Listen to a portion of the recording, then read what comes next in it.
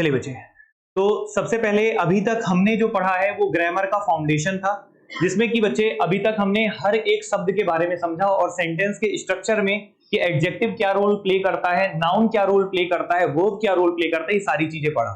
आज से main topic की क्लास स्टार्ट हो रही है और इस टॉपिक में सबसे पहले हम क्या पढ़ेंगे और किस तरीके से कंप्लीट करेंगे और एक एक करके हम शुरुआत आज कर देते हैं। ठीक है, तो सबसे पहली बात बच्चे, अभी जो हम लोग इंग्लिश ग्रामर को दो हिस्सों में हमने जैसा बोला था कि बांटेंगे, एक हो जाता है बच्चे पार्ट्स ऑफ स्पीच और दूसरा हो जाता है पूरा ग्रामर का दूसरा पोर्शन जिसमें सेंटेंसेस की बात करते हैं। किसकी बात करते हैं? सेंटेंसेस की। तो आज की क्लास में बच्चे जो हमें पढ़ना है वो किसके बारे में पढ़ना है? सबसे पहले सेंटेंस के बारे में पढ़ना है और ये टॉपिक किस तरीके से कवर करेंगे ये मैं आज आपको बताने वाला हूं। और सेंटेंस की कितने प्रकार के सेंटेंस होते हैं, सेंटेंस के बाद इसमें टेंस में क्या रोल प्ले करेगा, टेंस में जितने भी उसके कैटेगरीज होती हैं, कैटेगरीज के बाद आपके पास एरर के क्वेश्चन कैसे आते हैं, सेंटेंस इंप्रूवमेंट के क्वेश्चन कैसे आते हैं, फिलर्स के क्वेश्चन कैसे आते हैं, फिलर्स मतलब फिल इन द ब्लैंक्स के क्वेश्चन कैसे आते हैं और साथ में बेसिक कांसेप्ट कैसे डेवलप करना है ताकि आपका वॉइस और नरेशन में काफी ज्यादा हेल्प लगे, वो सारी चीजें हम यहाँ पे पढ़ेंगे।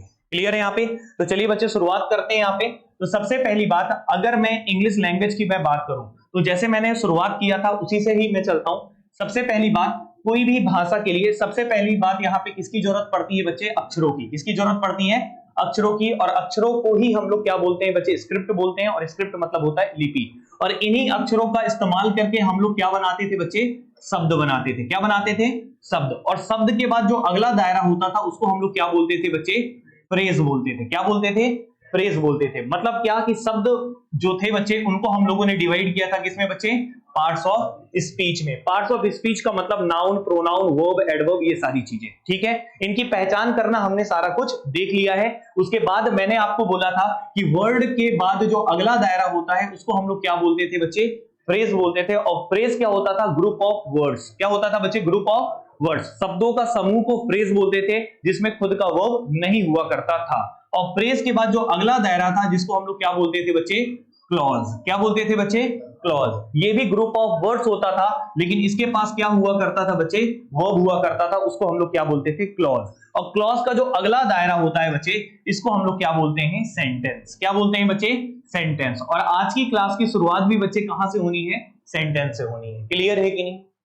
तो अब हम सेंटेंस के बारे में चलते हैं। सबसे पहला मेरा सवाल ये है कि सेंटेंस होता क्या है बच्चे? सबसे पहले हम इस पे चलते हैं। तो एक सवाल है मेरा, व्हाट इज सेंटेंस? सेंटेंस को आप परिभाषित कैसे करेंगे, डिफाइन कैसे करेंगे? तो बच्चे सेंटेंस होता क्या है सबसे पहले इसको समझने के लिए तो आप बोलेंगे बच्चे अरेंजमेंट ऑफ वर्ड्स। क्या बोलेंगे बच्चे? Arrangement of words. तो इसकी डेफिनेशन को दो तरीके से हम यहाँ पे डिफाइन करेंगे। क्लियर है? तो सबसे पहली बात ये क्या है बच्चे? इसका हम बोलेंगे अरेंजमेंट ऑफ वर्ड्स। इसका आज से मैं पीडीएफ भी देना शुरू कर दूंगा। ठीक है, जो मैं पढ़ा रहा हूं, जो लिख रहा हूं उसका ऑन द स्पॉट में ग्रुप में डालना शुरू कर दूंगा। ठीक है, अभी तुरंत आपके पास क्लास के बाद। तो आपको लिखने की जरूरत नहीं, सुनते बस रहिएगा। अगर आपको लिखना हो तो लिख भी सकते हैं, घर जाके नोट्स बनाइएगा। ठीक है, तो सबसे पहली बात सेंटेंस की बात करते हैं। तो सबसे पहले आपको यह पता चलना ही चाहिए सर कि सेंटेंस होता क्या है। तो जो भी शब्द होते हैं बच्चे उनका जो प्रॉपर अरेंजमेंट होता है, एक ऐसा अरेंजमेंट जो कि कोई ना कोई मीनिंग दे, जो कोई ना कोई क्या दे बच्चे? मीनिंग दे, प्रॉपर मीनिंग दे, उसको हम लोग क्या बोलते हैं बच्चे? सेंटेंस बोलते हैं। तो अरेंजमेंट ऑफ वर्ड्स बच्चे शब्दों को प्रॉपर तरीके से अरेंज करने को ही हम लोग एक नए नाम से जानते हैं, जिसको हम लोग क्या बोलते हैं बच्चे? स्ट्रक्चर। क्या बोलते हैं बच्चे? स्ट्रक्चर। तो अरेंजमेंट ऑफ वर्ड्स, शब्दों को तो आप अरेंज करेंगे लेकिन अरेंज करने के लिए कोई ना कोई आपको स्ट्रक्चर चाहिए होगा। तो हर सेंटेंस का कोई ना कोई क्या होता है बच्चे? स्ट्रक्चर होता है। पहले इतना क्लियर है? तो ग्रुप ऑफ वर्ड्स को भी आप बोल सकते हैं सेंटेंस, लेकिन उसका अरेंजमेंट प्रॉपर होना चाहिए। और अरेंजमेंट प्रॉपर इस प्रकार से होना चाहिए कि वो क्या दे बच्चे? Complete meaning. क्या दे बच्चे? Complete meaning. मतलब ये दो चीजें बहुत इंपॉर्टेंट है किसी भी सेंटेंस के लिए। किसी भी चीज को सेंटेंस बनने के लिए दो चीजें इंपॉर्टेंट है। पहला, उन शब्दों का अरेंजमेंट प्रॉपर होना चाहिए। दूसरा, वो जो सेंटेंस है वो एक पूरा अर्थ देना चाहिए। उसी को हम लोग क्या बोलते हैं बच्चे? सेंटेंस बोलते हैं। एकदम बेसिक सी परिभाषा। क्लियर है? तो group of words with complete meaning is called sentence. Group of words with complete meaning is called sentence. तो अब इतनी सी बातचीत है। तो यहां पे एक सवाल उठा सर कि ये ठीक है, हम शब्दों को अरेंज तो करेंगे लेकिन शब्दों को जो अरेंज करते हैं उसी को हम लोग क्या बोलते हैं बच्चे? स्ट्रक्चर। क्या बोलते हैं? स्ट्रक्चर। तो ये बताइए कि किसी भी सेंटेंस का बेसिक स्ट्रक्चर क्या होता है? सबसे पहला सवाल ये। तो किसी भी सेंटेंस का जो बेसिक स्ट्रक्चर होता है बच्चे, उसमें तीन चीजें इंपॉर्टेंट है, तीन चीजें अनिवार्य रूप से होनी चाहिए, जिसमें कि सबसे पहली चीज क्या होती है बच्चे, यहां पे लिख देता हूं मैं, ठीक है। सबसे पहली चीज क्या होती है बच्चे, सब्जेक्ट। क्या होती है बच्चे, सब्जेक्ट। उसके बाद फिर बच्चे क्या होता है, वर्ब। क्या होता है बच्चे, वर्ब। और उसके बाद क्या होता है बच्चे, ऑब्जेक्ट।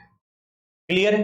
किसी भी वाक्य में तीन चीजें इंपॉर्टेंट है, और जो सब्जेक्ट होता है बच्चे, इसी को हम लोग क्या बोलते हैं, डूअर। क्या बोलते हैं बच्चे, डूअर। मतलब क्या, doer of what, doer of action. मतलब क्या, कि जो भी क्रिया करने वाला होता है उसे क्या बोलते हैं, जो भी एक्शन करता है उसको क्या बोलते हैं बच्चे, डूअर बोलते हैं। डूअर मतलब क्या बोलते हैं, सब्जेक्ट बोलते हैं। ठीक है, क्लियर है। और जिसपे एक्शन होता है बच्चे, जिसपे एक्शन होता है उसको क्या बोलते हैं, रिसीवर। क्या बोलते हैं बच्चे, रिसीवर ऑफ एक्शन। मतलब ये तो डूअर है और वो एक्शन किसी ना किसी पे किया जाएगा, तो जो रिसीवर होता है उस एक्शन का, उसको हम लोग क्या बोलते हैं बच्चे, ऑब्जेक्ट। क्या बोलते हैं बच्चे, ऑब्जेक्ट। डूअर ऑफ एक्शन और रिसीवर ऑफ एक्शन, ऐसा भी डिफाइन कर सकते हैं। क्लियर है कि नहीं। अब जो वर्ब होता है बच्चे, ये जो वर्ब होता है इसको हम लोग क्या बोलते हैं, एक्शन वर्ड। क्या बोलते हैं बच्चे, एक्शन वर्ड बोलते हैं। ये हो गया बेसिक बात, एक स्ट्रक्चर हो गया किसका, किसी भी सेंटेंस का। किसका स्ट्रक्चर हो गया, किसी भी सेंटेंस का। अब सवाल ये उठता है, सर ये जो वर्ब है इसको हम लोगों ने किन तरीकों से डिफाइन किया है, कितने तरीकों से बांटा है। तो एक चैप्टर खुद होता है वर्ब। वर्ब तो हम पढ़ेंगे, लेकिन अभी बेसिक आइडिया मैं आपको देता हूं। तो वर्ब की बात करूं तो वर्ब को मैं दो हिस्सों में यहां पे फिलहाल में डिवाइड करूंगा। क्लियर है, अभी फिलहाल के लिए। बाकी वर्ब पूरा बहुत अच्छे से पढ़ना है, थोड़ा थोड़ा बताना जरूरी है इसमें भी। वर्ब के बिना सेंटेंस नहीं है। क्लियर है। तो वर्ब की अगर हम बात करते हैं तो दो प्रकार के वर्ब होते हैं बच्चे। एक होता है आपका क्या, हेल्पिंग वर्ब। क्या होता है बच्चे, एक हेल्पिंग वर्ब। और दूसरा क्या होता है बच्चे, मेन वर्ब। दूसरा क्या होता है बच्चे, मेन वर्ब। मेन वर्ब क्या करता है, एक्शन करता है। क्या करता है बच्चे, एक्शन करता है, ये क्रिया करता है। मेन वर्ब का काम होता है क्रिया करना। वैसे अलग अलग फॉर्म होते हैं वर्ब के, वो मैंने आपको बेसिक में बताया है कि वर्ब के तीन टाइप की चीजें होती है। एक पोजीशन भी शो करता है, एक्शन भी करता है, और साथ में बच्चे एक अवस्था भी बताता है। ऐसे तीन कैटेगरी हैं जो कि प्रीवियस वीडियो को देखेंगे तो उसमें क्लियर हो जाएगा। इतना ठीक है। लेकिन ये जो हेल्पिंग वर्ब का काम क्या रहता है बच्चे, हेल्पिंग वर्ब का केवल एक काम है, ये क्या बताने के काम आता है, टेंस बताने के काम आता है। क्या बताने के काम आता है, टेंस बताने के काम आता है। और हेल्पिंग वर्ब कौन कौन से होते हैं बेसिक तरीके से अगर हम समझे तो इज हो गया, एम हो गया, आर हो गया, वॉज हो गया, वर हो गया। इस टाइप की चीजें जो हैं बच्चे, ये सब क्या कहलाती हैं, हेल्पिंग वर्ब कहलाती हैं। ये ऐसे मेन वर्ब भी यूज होते हैं, लेकिन उसके बारे में अभी चर्चा नहीं है, क्योंकि हम बेसिक अभी सेंटेंस के बारे में बात कर रहे हैं, बहुत बेस से शुरू कर रहे हैं। क्लियर है कि नहीं, यहां तक ओके। अब हम बात करेंगे अगर एक्शन वर्ब में मेन वर्ब की, तो मेन वर्ब की बात करेंगे तो मेन वर्ब में जब एक्शन होगा, क्या होगा बच्चे, एक्शन होगा, तो वर्ब की कितनी कैटेगरी होती है, वर्ब का फर्स्ट फॉर्म होता है, सेकंड फॉर्म होता है, थर्ड फॉर्म होता है, और फोर्थ फॉर्म और फिफ्थ फॉर्म बोल दिया जाता है। वैसे वो कोई फॉर्म नहीं होता, लेकिन बच्चे ये फर्स्ट फॉर्म को हम लोग प्रेजेंट में लिखते हैं। किसमें लिखते हैं, प्रेजेंट में। इसको कहां पे लिखते हैं बच्चे, पास्ट में। किसमें लिखते हैं, पास्ट में। और ये थर्ड फॉर्म को बोलते हैं पास्ट पार्टिसिपल। क्लियर है कि नहीं है। इस तरीके से बच्चे वर्ब के साथ आपका आईएनजी भी एक नया फॉर्म होता है, और साथ में वर्ब के साथ एस या ईएस भी लग के एक और फॉर्म तैयार होता है। क्लियर है कि नहीं। तो कितने फॉर्म दिख रहे हैं आपको, 5। एक्शन वर्ब के कितने रूप होंगे, 5। ये हो गया एकदम फंडामेंटल और बेसिक सी बातचीत। पहले बताइए, इतना क्लियर है। जो नाउन मैं सुबह पढ़ा रहा हूं उसका वीडियो भी आप लोग के लिए मैं अपलोड कर दूंगा, तो एक आइडिया अगर आपके पास समय हो तो उसको भी देख सकते हैं। बात समझ में आए। आपको अगर लगे कि मेरे को सिलेबस और जल्दी करना है तो उसके लिए, इसलिए मैंने दोनों को अलग कर दिया है। बात समझ में आए। लेकिन अगर ऐसा नहीं लगता, आप जिस ऑर्डर में पढ़ रहे हैं, क्योंकि इसमें भी मैं 2 से 2.5 महीने में कंप्लीट कर दूंगा, दिक्कत नहीं है। बात समझ में आए। तो अगर आपको लगेगा कि नाउन भी पढ़ना है तो आप वहां से पढ़ सकते हैं, और यहां से बच्चे तो मैं आपके लिए ले ही रहा हूं क्लास। कोई दिक्कत किसी को, वीडियो अपलोड होते जाएगा। पहले बताइए, इतना क्लियर हुआ। तो बच्चे मैंने केवल आपको एक स्ट्रक्चर के बारे में बात किया कि कोई भी सेंटेंस का बेसिक स्ट्रक्चर क्या होता है, पहले इतना क्लियर है। अब आते हैं बच्चे सेंटेंस के काइंड्स में। किसमें आएंगे बच्चे, सेंटेंस के काइंड्स में, कि सेंटेंस को कितने भागों में हम लोगों ने यहाँ पे डिवाइड किया है। तो सबसे पहली बात, सेंटेंस की परिभाषा क्लियर है। कोई पूछेगा व्हाट इज सेंटेंस, तो आप बेसिक तरीके से अपने आप को समझने के लिए क्या बोलेंगे, कि जो कंप्लीट मीनिंग दे और अरेंजमेंट ऑफ वर्ड्स हो, उसको क्या बोलते हैं, सेंटेंस। अब सेंटेंस के बारे में बात करें तो सेंटेंस के काइंड्स के बारे में डिस्कस करते हैं कि सेंटेंस कितने भागों में डिवाइडेड है। तो सेंटेंस का जो सबसे पहला काइंड होता है बच्चे, इसको हम लोग बोलते हैं क्या बच्चे, असर्टिव सेंटेंस। क्या बोलते हैं बच्चे, असर्टिव सेंटेंस, पहला लिख लीजिएगा असर्टिव सेंटेंस। क्लियर है? अब असर्टिव सेंटेंस का बात अगर हम करते हैं तो असर्टिव का स्ट्रक्चर तो मैं बताऊंगा, लेकिन किसी भी सेंटेंस को बेसिकली हम दो हिस्सों में बांटेंगे। कितने हिस्सों में बांटेंगे? दो हिस्सों में। हर एक वाक्य का दो हिस्सा होता है, एक होता है पॉजिटिव और एक होता है नेगेटिव। क्लियर है कि नहीं है? तो याद रखिएगा असर्टिव सेंटेंस को भी अगर हम डिवाइड करें तो दो हिस्सों में डिवाइड कर सकते हैं। अभी असर्टिव का स्ट्रक्चर तो मैं बताऊंगा, लेकिन बेसिक किसी भी सेंटेंस को दो हिस्सों में बांटा जाता है। पहले हिस्से को हम लोग बोलते हैं बच्चे अफर्मेटिव। क्या बोलते हैं बच्चे? बोलिएगा, इंग्लिश का क्लास है तो बोल के ही पढ़ना है। क्या बोलते हैं बच्चे? अफर्मेटिव। क्या बोलते हैं बच्चे? अफर्मेटिव। इसको कुछ जगह पॉजिटिव सेंटेंस भी बोला जाता है। क्या बोला जाता है? पॉजिटिव। दूसरा बच्चे जो सेंटेंस का भाग होता है उसको हम लोग क्या बोलते हैं बच्चे? नेगेटिव। क्या बोलते हैं बच्चे? नेगेटिव। इतनी सी बातचीत क्लियर है? अफर्मेटिव हो गया और दूसरा क्या हो गया बच्चे?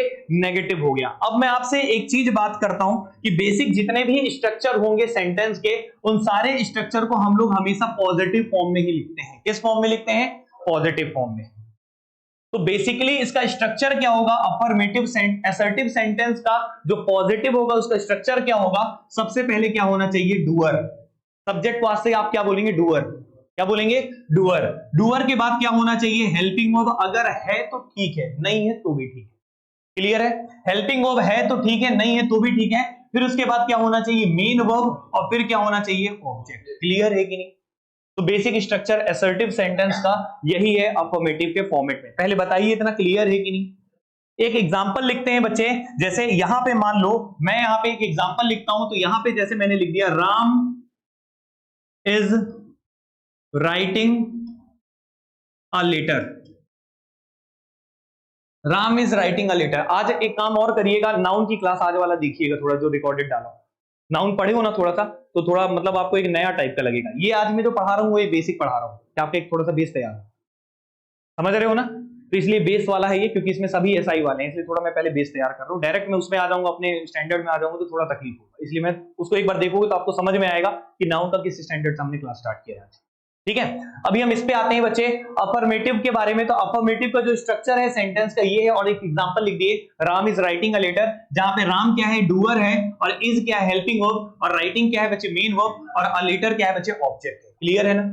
ये क्या है? आर्टिकल है, डिटरमिनर है। क्लियर है कि नहीं? अब बच्चे इसमें दूसरा सेंटेंस जो दूसरा भाग है उसको हम लोग क्या बोलते हैं बच्चे? नेगेटिव। क्या बोलते हैं बच्चे? नेगेटिव। तो नेगेटिव की पहचान क्या होती है? किसी भी सेंटेंस में नेगेटिव वर्ड होगा। नेगेटिव वर्ड किस फॉर्म में होता है? नो होगा या नॉट होगा।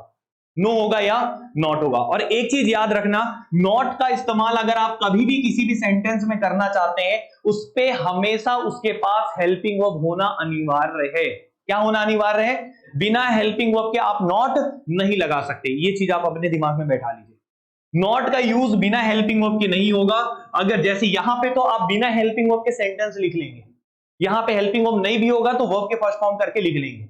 लेकिन अगर नेगेटिव बनाना होगा, नेगेटिव में नॉट लिखना होगा, तो नॉट बिना हेल्पिंग वर्ब के कोई भी नहीं लगा सकता, वो सेंटेंस गलत हो जाता है। ये हो गई बेसिक सी बात। क्लियर है कि नहीं है? तो याद रखना, हेल्पिंग वर्ब के बाद ही क्या आता है बच्चे? नॉट आता है। ये स्ट्रक्चर को नोट करके कहीं ना कहीं कॉपी में लिख लेना। क्लियर है कि नहीं? तो अगर मैं इसका नेगेटिव बनाऊंगा तो सबसे पहली बात सब्जेक्ट होगा, और सब्जेक्ट के बाद क्या होगा? हेल्पिंग वर्ब, और हेल्पिंग वर्ब के बाद क्या लगेगा बच्चे? नॉट। तो नॉट का इस्तेमाल हमेशा हेल्पिंग वर्ब के बाद होता है, जस्ट बाद होता है। क्लियर है कि नहीं? फिर उसके बाद क्या होगा? जो भी आपका मेन वर्ब है, और फिर उसके बाद क्या होगा बच्चे? आपका ऑब्जेक्ट। क्लियर है कि नहीं? जैसे इसका नेगेटिव बनाना होगा तो इसका नेगेटिव सेंटेंस कैसे बनाएंगे? Ram is writing a letter है तो क्या हो जाएगा? Ram is not writing a letter. एकदम बेसिक इंफॉर्मेशन है ये। समझ में आ रहा है बच्चों? क्लियर है? कोई दिक्कत तो नहीं है? यहां तक कोई समस्या किसी भी बच्चे को? सभी को क्लियर हुआ? ठीक है, तो यहां तक कोई प्रॉब्लम नहीं है। Ram is not writing a letter भी आपको क्लियर हो गया। तो ये चीज आपको इसमें से केवल एक बात सीखने को मिला, एक तो स्ट्रक्चर सीखने को मिला, जो आपको पता था तो अच्छी बात है। तो आपको एक चीज और जो सीखने को मिला है कि हेल्पिंग वर्ब का यूज हमेशा किसके बाद करना है? सॉरी, नॉट का यूज हमेशा किसके बाद करना है? Helping verb. ये सीखने को मिला। अब आते हैं सेकंड सेंटेंस में। पहला क्लियर है? तो ये असर्टिव तो बहुत बेसिक सा सेंटेंस होता है। जनरली जितने भी वाक्य आपको मिलेंगे ज्यादातर कौन से मिलेंगे? असर्टिव मिलेंगे। कौन से मिलेंगे? असर्टिव। दूसरा भाग बच्चे जो होता है सेंटेंस का, दूसरे भाग पे चलते हैं। दूसरे भाग जो सेंटेंस का जो दूसरा भाग होता है उसको बोलते हैं हम लोग क्या बच्चे? इंटरोगेटिव। क्या बोलते हैं बच्चे? Interrogative sentence. जिसको आप लोग हिंदी में प्रश्नवाचक भी बोलते हैं। क्लियर है कि नहीं? Interrogative sentence. ओके, अब इंट्रोगेटिव के भी फॉर्मेट को समझना पड़ेगा। इंट्रोगेटिव भी कितने फॉर्म के होंगे? यहां भी पॉजिटिव और नेगेटिव होता है, यहां भी पॉजिटिव और नेगेटिव होता है, लेकिन यहां पे पॉजिटिव और नेगेटिव से पहले मैं आपको पॉजिटिव और नेगेटिव में बार बार चर्चा नहीं करूंगा, चलेगा ना? हर सेंटेंस का पॉजिटिव होगा, हर सेंटेंस का नेगेटिव होगा। नेगेटिव बनाने के लिए हेल्पिंग वर्ब के बाद नॉट लगाना, बस इतनी सी बातचीत है। तो मैं इसका पॉजिटिव नेगेटिव डिस्कस नहीं करूंगा, चलेगा ना?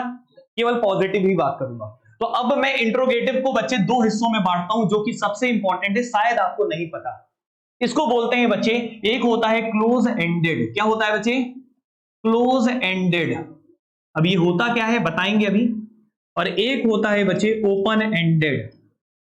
एक होता है क्लोज एंडेड और एक होता है ओपन एंडेड। ये दो फॉर्मेट से बच्चे होते हैं इंट्रोगेटिव सेंटेंस। अब ये होते क्या है मैं आपको समझाता हूं, तब आपको क्लैरिटी के साथ समझ में आएगा। क्लोज एंडेड का मतलब क्या है, अब थोड़ा सा सुनिए। अगर प्रश्नवाचक, मतलब ये क्या है बच्चे? इंट्रोगेटिव मतलब क्वेश्चन आप पूछ रहे हैं, प्रश्नवाचक सेंटेंस है ना। तो देखो क्वेश्चन दो प्रकार से पूछे जाते हैं। जैसे मैंने आपसे पूछा, क्या आपने ताजमहल देखा है? तो आप जवाब में क्या बोलेंगे? या तो हां बोलेंगे या तो ऐसा सेंटेंस जिसका जवाब या तो हां मिले या तो ना मिले, उसको बोलते हैं बच्चे क्लोज एंडेड। क्या बोलते हैं? Close ended. ऐसा इंट्रोगेटिव सेंटेंस जिसका जवाब के तौर पे क्या मिले हमें? या तो हां मिले या तो ना। आंसर के रूप में हमें या तो यस मिले या तो नो। मैं आपसे पूछा क्या आपने खाना खाया है, तो आप क्या बोलेंगे? नहीं, या क्या बोलेंगे? हाँ। तो बच्चे ये क्या है? क्लोज एंडेड है। क्या है? Close ended. अभी स्ट्रक्चर वगैरह डिस्कस करेंगे, लेकिन ये बेसिक सी बात है। क्लियर है कि नहीं? और कोई भी सेंटेंस ओपन एंडेड कब होता है? जब उसके आंसर में एक्सप्लेनेशन छुपा होता है। जब आंसर में यस या नो हो तो वो क्लोज एंडेड होता है। लेकिन अगर कोई ऐसा सेंटेंस, ऐसा प्रश्नवाचक सेंटेंस, ऐसा क्वेश्चन वर्ड वाला सेंटेंस जिसमें जवाब के तौर पे क्या छुपा हो बच्चे? एक्सप्लेनेशन। क्या छुपा हो? एक्सप्लेनेशन। इसको बोलते हैं ओपन एंडेड। ये बताना इसलिए जरूरी है, जब आप वॉइस और नरेशन पढ़ेंगे तो ओपन एंडेड का और क्लोज एंडेड का थोड़ा फॉर्मेट डिफरेंट रहता है। क्लियर है कि नहीं? एग्जाम्पल के तौर पे, जैसे मैंने बोला, आपने ताजमहल में क्या क्या देखा? आपने ताजमहल में क्या क्या देखा? तो आप कैसे बताएंगे इसका जवाब? मैंने ताजमहल में ये देखा, मैंने वो देखा, आप पूरा डिटेल बताएंगे ना। तो उसका आंसर किसमें छुपा है? एक्सप्लेनेशन में। किसमें छुपा है?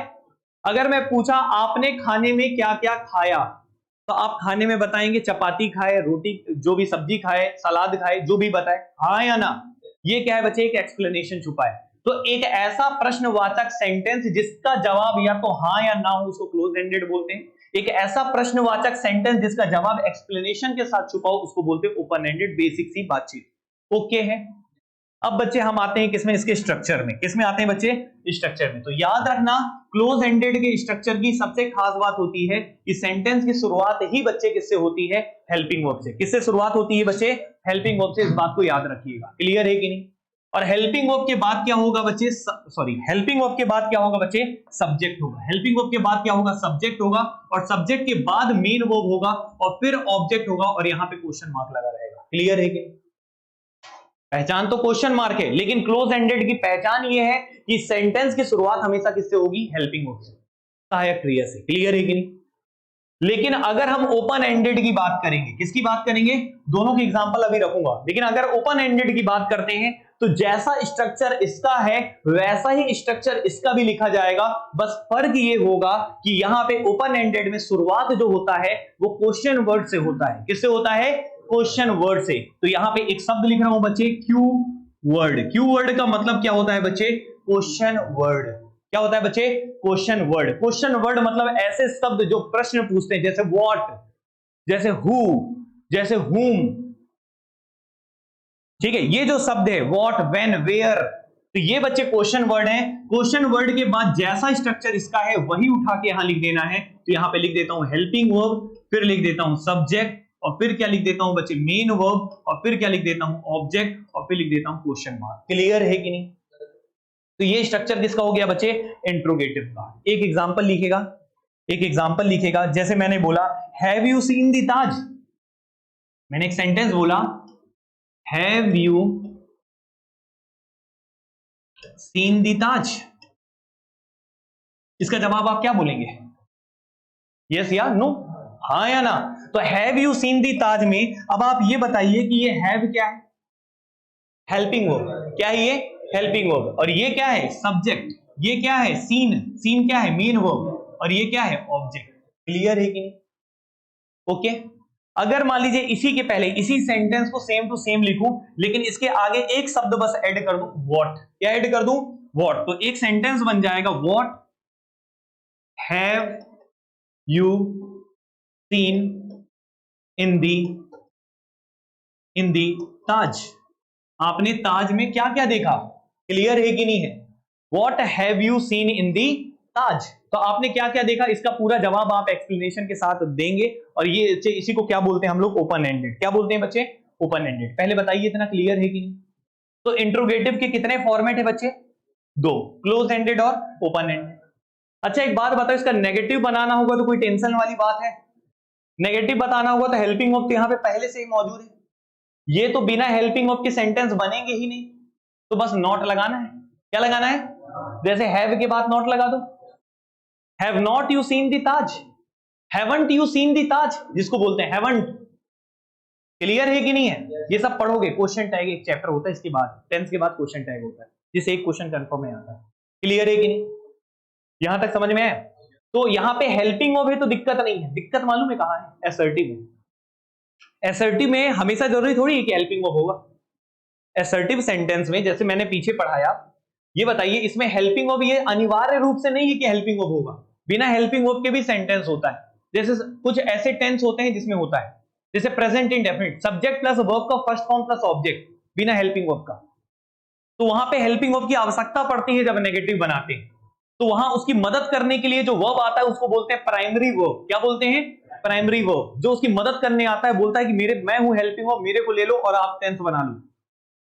ऐसे कितने हेल्पिंग वर्ब होते हैं? प्राइमरी वर्ब होते हैं। जैसे होता है बी। क्या होता है? B. Is, am, are, was, were मिलता है। और क्या मिलता है? डू। डू भी है। डू देता है किसको? Do, does, did.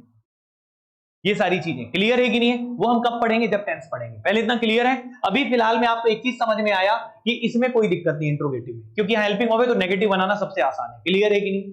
बस हेल्पिंग वर्ब के आगे नॉट चिपका दो। अभी मेन आपको टेंस जो मेन सेंटेंसेस पढ़ने, दो ही पढ़ने हैं, असर्टिव और इंट्रोगेटिव। और भी सेंटेंस होते हैं, वो सेंटेंस हम अभी नहीं पढ़ेंगे। वो सेंटेंस हम कब पढ़ेंगे? जब मैं आपको वॉइस और नरेशन पढ़ाऊंगा। क्लियर है कि नहीं? वो कौन से सेंटेंस है थोड़ा सा समझ लेते हैं, बाकी जरूरत नहीं है, वो हम आगे पढ़ेंगे। लिख बस लेते हैं। तो पहला सेंटेंस कौन सा था बच्चे? असर्टिव। दूसरा कौन सा था? इंट्रोगेटिव। बच्चे जो तीसरा होगा उसको बोलते हैं इंपरेटिव सेंटेंस। क्या बोलते हैं बच्चे? Imperative sentence. क्या बोलते हैं बच्चे?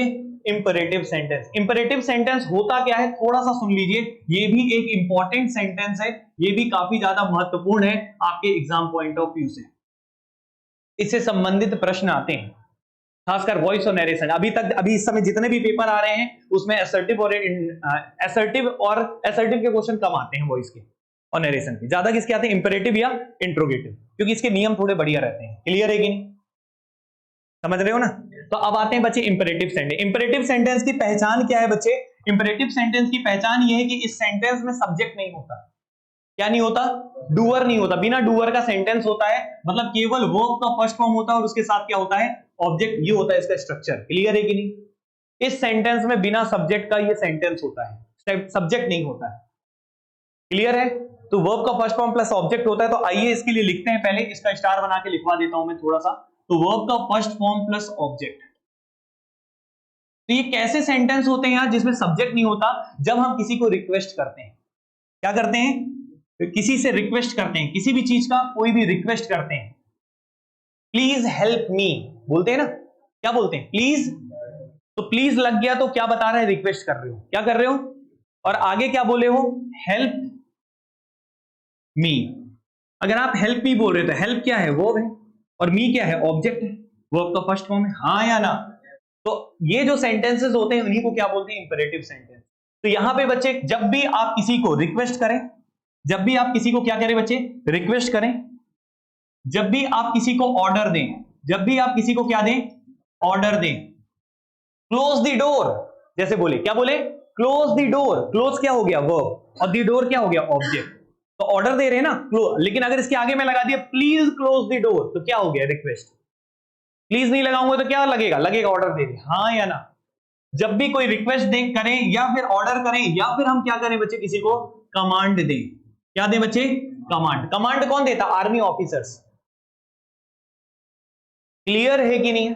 तो इन सबको क्या बोलते हैं बच्चे, इंपेरेटिव सेंटेंस का पहला ये एग्जांपल था। जैसे shut the door, help me, ये सब एग्जांपल। एग्जांपल आपको लिखना हो तो लिख लीजिएगा, shut the door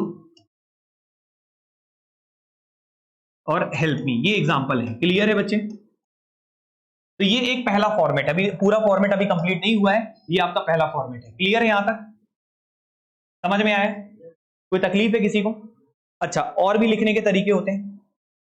imperative sentence का एक और स्ट्रक्चर होता है, दो होते हैं और दोनों से वॉइस कन्वर्जन होता है, मतलब एक आंसर नहीं लिखेगा, दो दो आंसर निकलते हैं, दो दो प्रकार के सेंटेंस होते हैं, याद रखना। बड़ा मजा आने वाला भी वॉइस नरेशन। क्लियर है, बहुत इजी है, बहुत इजी तरीके से मैं बताऊंगा, सुनते रहना है, प्रॉपर रिवीजन करना है, जो भी पढ़ाएंगे पुराना सब रिवीजन करना। क्लियर है। तो इसकी खास बात क्या होती है, सेंटेंस की शुरुआत किससे होता है, लेट से। किससे होता है, लेट से। लेट के बाद क्या लिखा रहता है, ऑब्जेक्ट। क्या लिखा रहता है, फिर उसके बाद क्या लिखा रहता है, वर्ब का फर्स्ट फॉर्म। सब्जेक्ट तो इसमें भी नहीं होता, ठीक है। Let the police be called बोलते हैं ना, let the police be called, let the police be called, let the door be closed. तो अगर कोई सेंटेंस ऐसा हो जब लेट से शुरू हो, और आपको पता चल जाएगा जब आप पढ़ेंगे तो समझ में आएगा, तो ऑब्जेक्ट हो, वर्ब का फर्स्ट फॉर्म हो और फिर इसके बाद अगेन ऑब्जेक्ट हो। क्लियर है कि नहीं। मतलब इस सेंटेंस में कितने ऑब्जेक्ट होते हैं, दो ऑब्जेक्ट होते हैं। कितने ऑब्जेक्ट होते हैं, दो। तो ये एक ऑब्जेक्ट है, ये एक ऑब्जेक्ट है। क्लियर है कि नहीं। ये कब बोलते हैं बच्चे, जब हम किसी को सजेशन देते हैं। क्या देते हैं, किसी को सजेशन देते हैं। ये सब आपको कब पढ़ाऊंगा मैं, जब वॉइस और नरेशन होगा तो डिटेल में पढ़ो, क्योंकि वहां पे कन्वर्जन पढ़ते हैं। क्लियर है कि ट्रांसफॉर्मेशन पढ़ते हैं। जब आप किसी को सजेशन देते हैं या किसी के सामने कोई प्रपोजल रखते हैं, और इसमें भी रिक्वेस्ट का भी फॉर्म होता है, सजेशन, प्रपोजल, रिक्वेस्ट, रिक्वेस्ट का फॉर्म भी होता है। क्लियर है कि नहीं। तो हम आगे पढ़ेंगे, पहले इतना ओके है, सेंटेंस की जानकारी मिली। सबसे पहला सेंटेंस कौन सा था, असर्टिव। दूसरा कौन सा था, interrogative. And third one is imperative. And then fourth one is optative sentence. कौन सा बच्चे, एक्सक्लेमेटरी एंड ऑप्टेटिव, दो और होते हैं, बस लिख बस लेना। अभी उसके बारे में नहीं पढ़ेंगे, उसके बारे में जब हम वॉइस और नरेशन पढ़ेंगे तो सब वो डिस्कस अच्छे से करेंगे। क्लियर है। तो यहाँ पे आगे बढ़ते हैं, कौन सा पार्ट होगा बच्चे, कौन सा, तीन हो गए ना। चौथा लिखिएगा बच्चे यहाँ पे एक्सक्लेमेटरी, एक्सक्लेमेटरी सेंटेंस। और पांचवा बच्चे ऑप्टेटिव। पांच प्रकार के होते हैं ऑप्टेटिव सेंटेंस। ये क्या होते हैं, ये हम लोग आगे पढ़ेंगे वॉइस और नरेशन में। इसमें पढ़ेंगे वॉइस और नरेशन, अभी के लिए इतना पर्याप्त है। क्लियर है कि मेन अभी फोकस कहां पे करना है, असर्टिव में, और कहां करना है, इंट्रोगेटिव में। दो ही जगह फोकस करना है, कहां करना है, असर्टिव और इंट्रोगेटिव। तो ये बताओ, सेंटेंस की जानकारी मिली, ये हो गई सेंटेंस का जानकारी। क्लियर है, इतना पर्याप्त है आपके लिए। एग्जाम में सेंटेंस से ज्यादा क्वेश्चंस नहीं बनते हैं, ज्यादा क्वेश्चन टेंस वगैरह से बनेंगे इन सबसे, लेकिन ये जानकारी बेस आपका होना चाहिए। अगर नहीं होगा तो आप क्वेश्चन कहां से करेंगे। समझ में आ रहा है। तो शुरू करें अपन। तो ये बच्चे सबसे पहली जो जानकारी मैंने दिया है, किसका दिया है, सेंटेंस का। अब आगे बढ़ते हैं बच्चे, क्या हेडिंग में लिखिएगा, टेंस। क्या लिखिएगा बच्चे, टेंस। पहले बताओ यहां तक कोई सवाल है किसी का, आगे बढ़ जाए। सेंटेंस क्लियर है ना। चलो बच्चे, अब यहां से शुरू करते हैं बच्चे हम लोग किस पे, टेंस पे। ठीक है। अब ये बताइए टेंस क्या होता है, सबसे पहले ये समझेंगे। तो कौन कौन से टॉपिक कवर करने हैं इसके साथ आप थोड़ा सा एक बार देख लो, ओवरव्यू देख लो। तो हम पढ़ेंगे बच्चे टेंस, और टेंस को पढ़ने के बाद हम लोग पढ़ेंगे क्या, क्वेश्चन टैग। क्या पढ़ेंगे, क्वेश्चन टैग। ये अलग टॉपिक से, पार्ट्स ऑफ स्पीच से अलग है, जहां से क्वेश्चन बनते हैं। इससे ये स्कोरिंग है बहुत, ये वाला पोर्शन स्कोरिंग है, नाउन वाला भी स्कोरिंग है, लेकिन आपको अगर पढ़ के जाओगे तो स्कोरिंग होगा, अदरवाइज तो वो थोड़ा कॉम्प्लिकेटेड पेपर वहीं से बनता है। बाकी यहां से बच्चे क्वेश्चन टैग एकदम कंफर्म है, बहुत आसानी से बनेगा। क्वेश्चन टैग क्या होता है, जब हम टेंस के बाद मैं आपको पढ़ाऊंगा। फिर उसके बाद पढ़ाऊंगा बच्चे मॉडल ऑक्सिलरी। क्या पढ़ाऊंगा, मॉडल ऑक्सिलरी। जैसे विल का इस्तेमाल, सेल का इस्तेमाल, कैन का इस्तेमाल, कुड का इस्तेमाल, मे का इस्तेमाल। ठीक है, ये सारी चीजें मॉडल ऑक्सिलरी, बहुत नीड टू, यूज्ड टू, ये सब चीजें पढ़ेंगे जिससे एग्जाम में क्वेश्चंस बनते हैं। क्लियर है कि नहीं। तो मॉडल ऑक्सिलरी होगा, क्वेश्चन टैग होगा, फिर बच्चे वॉइस और नरेशन लिख लीजिएगा। वॉइस पढ़ेंगे, फिर और फिर क्या पढ़ेंगे, नरेशन। ये सारे सेंटेंस वाले क्वेश्चंस हैं, ये जो है पूरे बच्चे किसके हैं, सेंटेंस से रिलेटेड है पूरे। क्लियर है कि नहीं, समझ में आए? तो वॉइस हो गया, नरेशन हो गया, डबल आर कर लेना भैया, ठीक है ना, गलत स्पेलिंग मत लिखना, वॉइस और नरेशन। क्लियर है ना? अब ध्यान से देखिए, 10 से शुरू करते हैं, 10 से एक एक करके बात चलेगी। तो सबसे पहले बच्चे ये सारी चीजें हम एक एक करके पढ़ना, और सब ये वेटेज मान लो आपका 40% रखेगा, जितना भी टोटल इंग्लिश का मार्क्स होगा उसमें 30 से 40% यही रखेगा, ठीक है। बाकी वो कैप पोर्शन रहेगा, और बाकी क्या रहेगा आपका नाउन वगैरह वाला, noun pronoun verb adverb. Clear है कि नहीं? ठीक है। तो अगर हम बात करें टेंस का, तो टेंस का डेफिनेशन क्या होता है, हिंदी में हम लोग इसको क्या बोलते हैं, काल, ठीक है ना। तो ये बच्चे इसको अगर हम बेसिक तरीके से समझें तो इसको बोलते हैं टाइम ऑफ एक्शन। क्या बोलते हैं, time of action, time of action. अब यहां पे दो शब्द आपको दिख रहा है, एक क्या दिख रहा है, टाइम, और एक क्या दिख रहा है, एक्शन। का मतलब एक्शन वर्ड हम किसको बोलते थे, वर्ब को। वर्ब को क्या बोलते हैं, एक्शन, मतलब जो क्रिया करता है। क्लियर है कि नहीं? तो यहां पे दो चीजों के बारे में जिक्र होगा, एक होगा बच्चे किसके बारे में, एक्शन मतलब क्या हो गया, वर्ब हो गया, और किसी भी क्रिया का जो समय है, किसी भी एक्शन का जो समय है वो बताता है क्या बच्चे, टेंस उसमें मदद करता है आपकी। क्लियर है कि नहीं, कि जो आपने क्रिया किया है वो अभी वर्तमान में किया है कि पास्ट में किया है, अगर पास्ट में भी किया है तो कितना पास्ट किया है, बहुत ज्यादा पास्ट में किया है कि अभी रिसेंट में किया है, ये सारी चीजें होती हैं। क्लियर है कि नहीं? तो हम यहाँ पे एकदम प्रैक्टिकली चीजों से रिलेट करके यहाँ पे पूरे टेंस को टॉपिक को कवर करेंगे। पहले इतना क्लियर है? तो यहाँ पे बच्चे एक्शन का मतलब क्या हो गया, वर्ब हो गया, जो भी हम वर्ब के बारे में पढ़ेंगे। लेकिन टाइम के बारे में अगर हम जाने तो समय का हिस्सा, समय के कितने हिस्से हैं, तो समय का 3 हिस्सा है। समय का वह हिस्सा सबसे पहला जिसको हमने एक्सपीरियंस कर लिया है, जिसको एक्सपीरियंस कर लिया है। जैसे अभी आप मान लीजिए 25 साल के हैं, या आप 30 साल के हैं, या 32 साल के हैं, तो 15 साल वाली जो जीवन होगा आपका वो आपने एक्सपीरियंस कर चुके हो। क्लियर है कि नहीं? 10 साल वाला जो जीवन है वो एक्सपीरियंस कर चुके हो। तो समय का वह हिस्सा जिसको आपने एक्सपीरियंस कर लिया है, इसको क्या बोलते हैं हम लोग, पास्ट। क्या बोलते हैं, पास्ट। और समय का वह हिस्सा जिसको अभी हम वर्तमान में एक्सपीरियंस कर रहे हैं। अच्छा देखो, वर्तमान में एक्सपीरियंस कर रहे हैं मतलब अभी करते जा रहे हैं।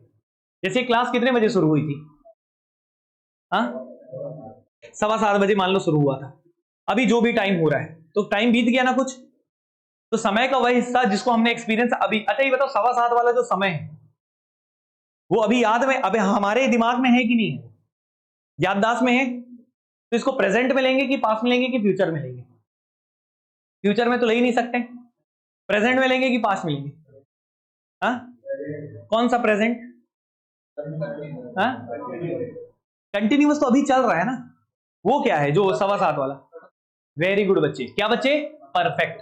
क्या बच्चे, परफेक्ट। एक ऐसा एक्शन जो रिसेंटली कंप्लीट हुआ है, एक ऐसा एक्शन जो अभी अभी कंप्लीट हुआ है, जिसको मैं एहसास कर सकता हूं, जिसको महसूस कर सकता हूं, और उसमें परिवर्तन भी नहीं कर सकता हूं, कोई चेंजेस नहीं कर सकता, उसको क्या बोलते हैं, परफेक्ट। क्या बोलते हैं, परफेक्ट।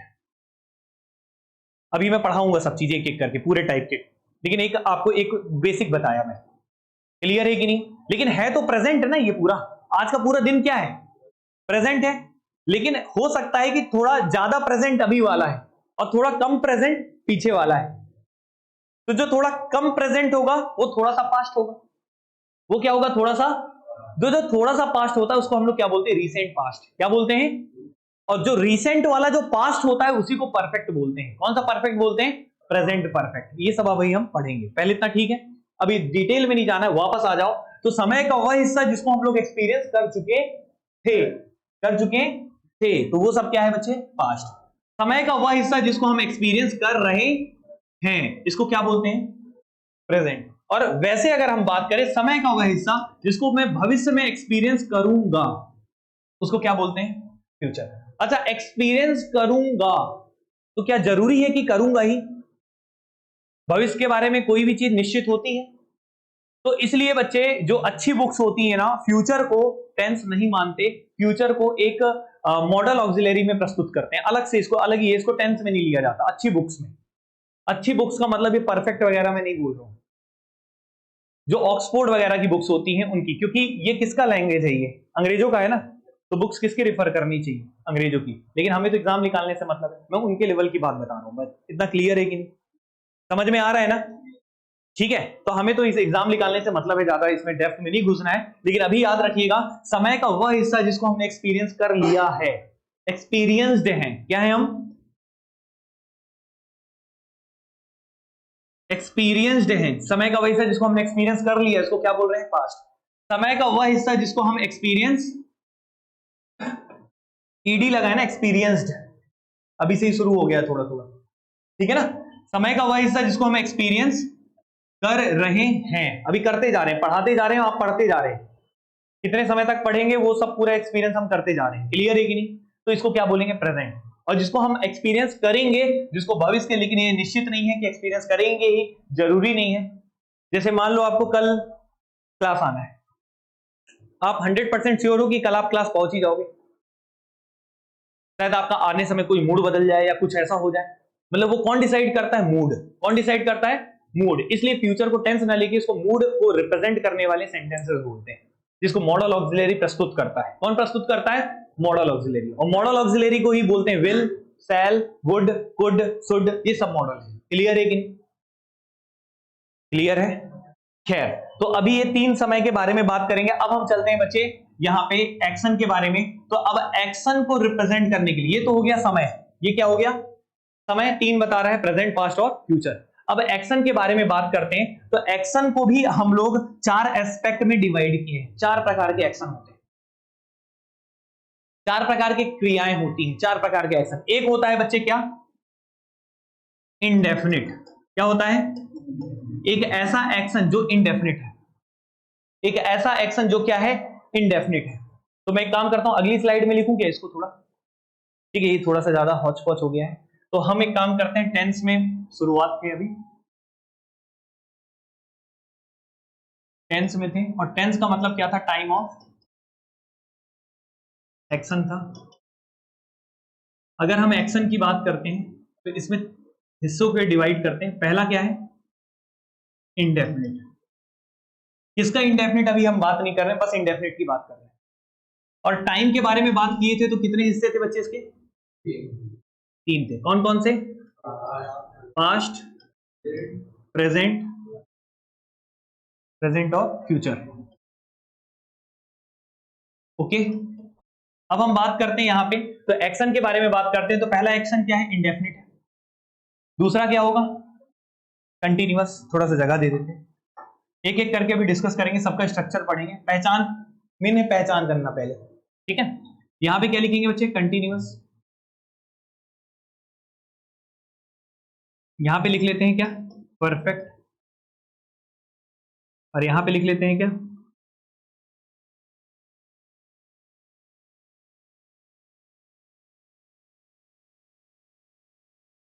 Perfect continuous. ओके बच्चे, देखिए अगर हम किसकी बात करें? इंडेफिनिट की बात करें। किसकी बात करें? अच्छा, किसके इंडेफिनिट की बात कर रहे हैं ये नहीं बोल रहा हूं ना, मैं प्रेजेंट की बात कर रहा हूं ना, सबकी बात कर रहा हूं, सभी इंडेफिनिट के बारे में। तो इंडेफिनिट की पहचान है कि उसके साथ क्या होगा? वर्ब का फर्स्ट फॉर्म। क्या होगा? वर्ब का, या फिर क्या होगा? वर्ब के फर्स्ट फॉर्म के साथ क्या लगा होगा? एस या ईएस। क्या लगा होगा? एस या, थोड़ा बेसिक भी तैयार करते चलेंगे अभी। तो कभी भी वर्ब के साथ एस या ईएस लग जाता है ना, तो ये मालूम है क्या बन जाता है? वो कब लगता है? वर्ब के साथ एस या ईएस कब लगाते हैं? जब सब्जेक्ट जो होता है वो क्या हो? सिंगुलर। सब्जेक्ट क्या हो? सिंगुलर। याद रखना, सब्जेक्ट क्या हो? अच्छा, वर्ब सिंगुलर प्लूरल नहीं होता है, पहले तो ये दिमाग में बैठा लो। वर्ब तो वर्ब होता है, सिंगुलर प्लूरल नाउन और प्रोनाउन होता है, और उस नाउन और प्रोनाउन के सिंगुलर और प्लूरल के हिसाब से हम वर्ब यूज करते हैं। क्लियर है कि नहीं? समझ रहे हो ना? सिंगुलर और प्लूरल कौन होता है? नाउन। ना एडजेक्टिव होता है ना वर्ब होता, कुछ नहीं होता, केवल एक ही होता है सिंगुलर प्लूरल, नाउन या नाउन होता है। प्रोनाउन भी नहीं होता, नाउन होता है। क्लियर है? प्रोनाउन वैसे होता है जैसे दे है, तो दे प्लूरल है। क्लियर है कि नहीं? ही क्या है? सिंगुलर है। वो सब अभी पढ़ाते हैं प्रोनाउन में, ठीक है? अभी मुद्दे की बात यह है कि वर्ब के साथ एस या ईएस चिपक गया तो वो क्या होगा? सिंगुलर। क्या होगा? चिपक गया मतलब सफिक्स हो गया। क्लियर है कि नहीं? जैसे प्लेज, प्ले, प्ले खेलना होता है, केवल प्ले लिखेंगे तो वर्ब का फर्स्ट फॉर्म है, प्लेज लिखेंगे तो वर्ब के फर्स्ट फॉर्म के साथ एस या ईएस लगा है, लेकिन प्लेज लिखे हैं तो वो क्या हो गया सिंगुलर, सॉरी क्या हो गया सिंगुलर, एस या ईएस लगने के बाद वो क्या हो जाता है सिंगुलर, याद रहेगा, ठीक है। अदरवाइज वो क्या रहता है प्लूरल, क्या रहता है, केवल वर्ब का फर्स्ट फॉर्म है तो प्लूरल। अच्छा आगे बढ़ते हैं, और क्या होता है, क्या हो सकता है वर्ब का सेकंड फॉर्म, क्या हो सकता है वर्ब का सेकंड फॉर्म भी हो सकता है, और क्या हो सकता है वर्ब का सेकंड फॉर्म, क्लियर है कि नहीं। अब टेंस डिसाइड करता है कि इंडेफिनिट में कौन सा क्या रहेगा, कौन डिसाइड करता है टेंस, लेकिन वर्ब की बात करूंगा तो इंडेफिनिट में या तो वर्ब का फर्स्ट फॉर्म होगा, या तो वर्ब का सेकंड फॉर्म होगा, या तो वर्ब के फर्स्ट फॉर्म के साथ ऐसे ये चाहे किसी का हो, चाहे प्रेजेंट का हो, चाहे पास्ट का हो, चाहे फ्यूचर को, कोई मतलब नहीं है, वो हम एक एक करके डिस्कस करेंगे बाद में। पहले बेसिक आइडिया क्लियर है इंडेफिनिट की पहचान, ठीक है। अब आते हैं बच्चे कंटिन्यूअस में, किसमें आते हैं कंटिन्यूअस में। तो कंटिन्यूअस की तो एक ही पहचान है बच्चे, एक ही फॉर्म का वर्ब होता है जिसको हम क्या बोलते हैं बच्चे, वर्ब के फर्स्ट फॉर्म के साथ क्या लगा रहता है। अच्छा मैंने बहुत सारे एग्जांपल दिए थे जहां पे आईएनजी लगा था लेकिन वो वर्ब नहीं होता, आपको मिलेंगे आगे, लेकिन यहां पे अभी हम एक्शन की बात कर रहे हैं, वर्ब के फर्स्ट फॉर्म के साथ क्या रहेगा आईएनजी। अभी बेसिक पढ़ो, पूरा उधर नहीं जाएंगे। जीरंड उरंड बोलते हैं उस टॉपिक को, क्या बोलते हैं जीरंड, उसमें भी आईएनजी लगता है लेकिन बिहेव करता है नाउन जैसा, कैसा करता है नाउन, वो सब आगे की चर्चा है, लेकिन अभी इतना क्लियर है कंटिन्यूअस में वर्ब का कौन सा फॉर्म होगा आईएनजी, कौन सा फॉर्म होगा आईएनजी। इंडेफिनिट में कौन सा फॉर्म होगा फर्स्ट फॉर्म, या फर्स्ट फॉर्म के साथ ऐसे ही यस, या फिर क्या होगा वर्ब का सेकंड फॉर्म, क्लियर है। अब बच्चे आते हैं परफेक्ट में, परफेक्ट में कौन सा फॉर्म होता है वर्ब का, जल्दी से बताइएगा, थर्ड फॉर्म, केवल कौन सा होता है थर्ड फॉर्म, चाहे प्रेजेंट का हो, चाहे पास्ट का हो, चाहे फ्यूचर को, फर्क नहीं पड़ता, क्लियर है कि नहीं, केवल कौन सा फॉर्म होगा वर्ब का थर्ड फॉर्म। ये एक्शन की बात कर रहे हैं कि वर्ब का कौन सा है, आप कौन से उसमें फॉर्म में रखेंगे, क्लियर है कि नहीं। अगला बच्चे कौन सा है परफेक्ट कंटिन्यूअस। अब यहां पे बच्चे दो शब्द हैं, एक क्या है और एक क्या है, हाँ या ना। अब यहां परफेक्ट भी है और साथ में क्या है कंटिन्यूअस है। अब ये आपको समझाना पड़ेगा तो ध्यान से देखिए। सबसे पहली बात ये कंटिन्यूअस है ना, कंटिन्यूअस के कारण कौन सा फॉर्म होगा वर्ब का आईएनजी होगा, हाँ या ना। तो अब परफेक्ट के कारण क्या होगा, बड़ा खतरनाक सेंटेंस बनवा रहे हो दोस्त, दो दो वर्ब होंगे एक साथ, हैं नहीं होगा ये, ठीक है। वर्ब का थर्ड फॉर्म नहीं होता, परफेक्ट कंटिन्यूअस में वर्ब का फर्स्ट फॉर्म के साथ आईएनजी होता है। तो ये परफेक्ट काहे के लिए, फिर पहचान के अलग कैसे करेंगे, भिन्न कैसे करेंगे, डिफरेंट कैसे करेंगे, डिफरेंस कैसे क्रिएट करेंगे, हाँ बीन लगा के, क्या लगा के, अच्छा ये बीन कहां से आया है, बीन कहां से आया है, बीन जो लगाते हो वो क्या है बताते हैं, सुनिए। मैं आपको इसके बाद पढ़ाऊंगा प्राइमरी वर्ब, वर्ब में क्या पढ़ाऊंगा प्राइमरी वर्ब, इसमें भी पढ़ाऊंगा आगे, अभी इसके अगला स्लाइड शायद वही रहेगा। प्राइमरी वर्ब, एक बात सुन लीजिए थोड़ा सा, वर्ब का एक फॉर्म होता है प्राइमरी वर्ब, ठीक है। और प्राइमरी वर्ब में कौन सा वर्ब होता है बी, कौन सा होता है बी। ये पेपर में पूछा हुआ है, बी का सेकंड फॉर्म बताओ, क्या पूछा था पेपर में बी का, तो बच्चे लोग क्या टिक किए थे, बी का सेकंड फॉर्म क्या होगा आप लोग बताओ, थोड़ा ट्राई मारो फिर बताता हूं मैं।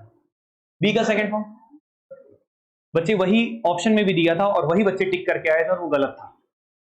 बी का फर्स्ट फॉर्म बताओ, अब मैं बताता हूं, इसको प्राइमरी वर्ब बोलते हैं। बी का जो फर्स्ट फॉर्म रहता है बच्चे, मतलब जो पहले हम इसको लिखते हैं किस तरीके से लिखते हैं फर्स्ट फॉर्म में, इज एम और आर, क्या बच्चे इज एम और आर, ये आपने नहीं पढ़ा होगा, अब पहली बार पढ़ रहे हो लिख लेना इसको, ये प्राइमरी वर्ब बोलते हैं बी को, क्या बोलते हैं प्राइमरी। बी का फर्स्ट फॉर्म क्या होता है इज एम आर, दूसरा क्या होता है वॉज और वर, वॉज और वर, वेयर नहीं बोलना, वेयर अलग होता है, वर है ये, क्या ये वर। थर्ड फॉर्म क्या होता है बच्चे बीन, थर्ड फॉर्म क्या होता है बच्चे been, is am are was were और बीन लिख लेना इसको, समझ गए। तो अगर पेपर में एक बार व्यापम में आया था ये कि बी का बताइए सेकंड फॉर्म, तो वॉज या वर होता उसमें जवाब, बच्चे सब टिक करके आए थे बीन, ठीक है। तो ये वॉज वर होगा ना, अभी मैं बता रहा हूं, पहले इतना क्लियर है ना। बी का फर्स्ट फॉर्म क्या है is am are, second form क्या है वॉज और वर, दोनों है। सिंगुलर के लिए वॉज यूज करते हैं, प्लूरल के लिए वर, और यहाँ पे भी सिंगुलर प्लूरल और आई के साथ यूज होता है, क्लियर है। और बीन तो सबके साथ यूज होता है, सिंगुलर प्लूरल कोई फर्क नहीं पड़ता, क्लियर है ना।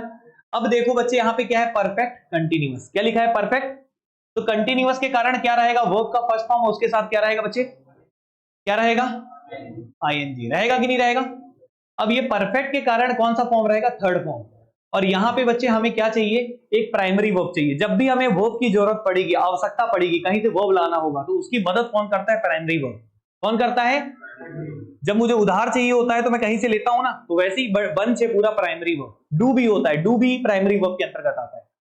डू, डिड, डन, जिसको आप बोलते हैं डू, डिड, डिड।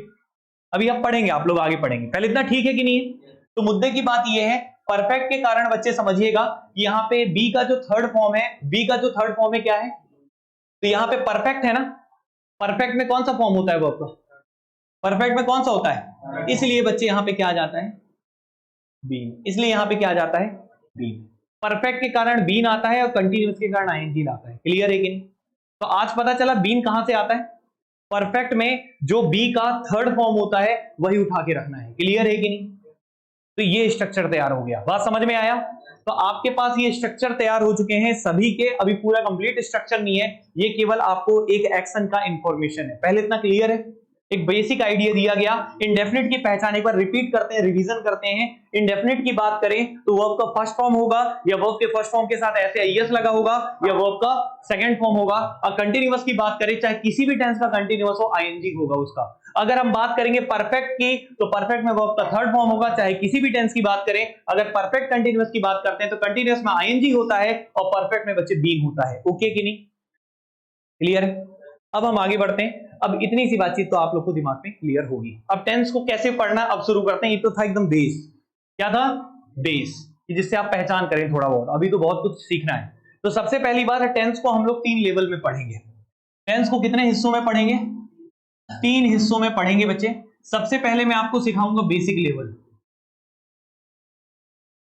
कि जो आपको जानकारी होना बहुत जरूरी है, बेस है पूरा। अभी हम पढ़ेंगे बेसिक लेवल और उसी की शुरुआत अभी करना है, ठीक है।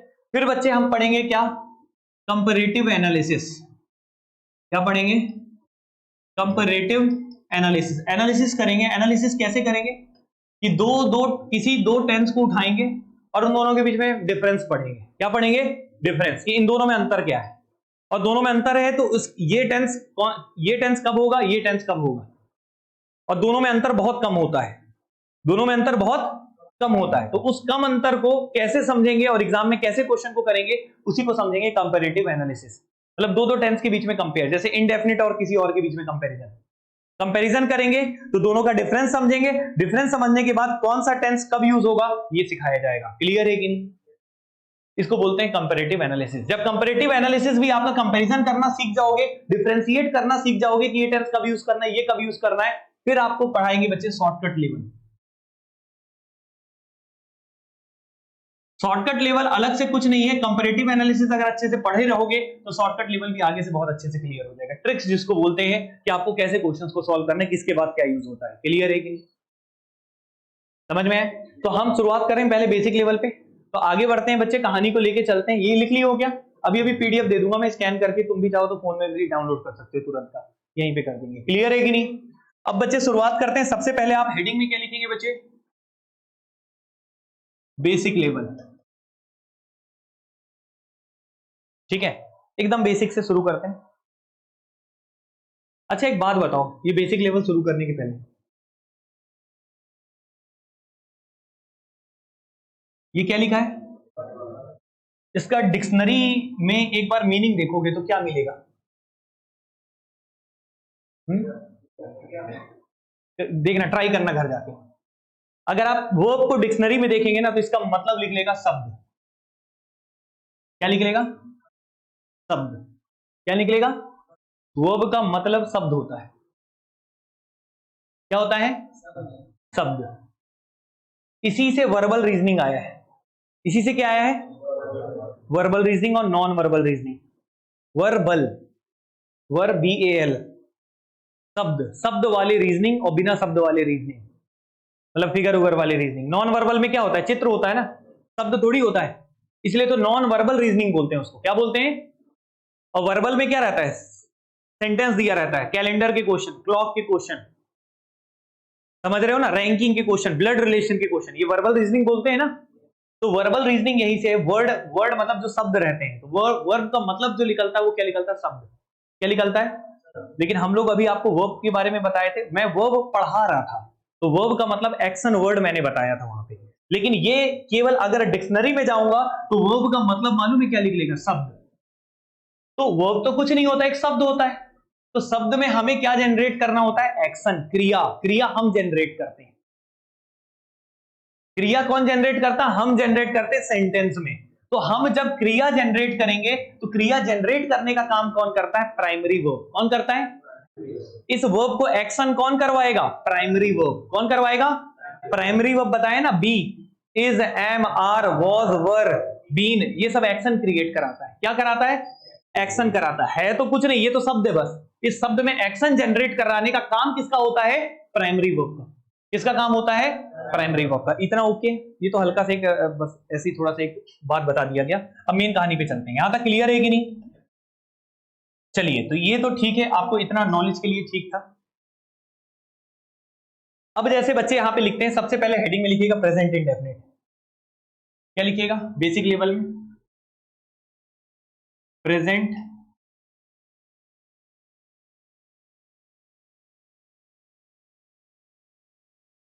इंडेफिनिट।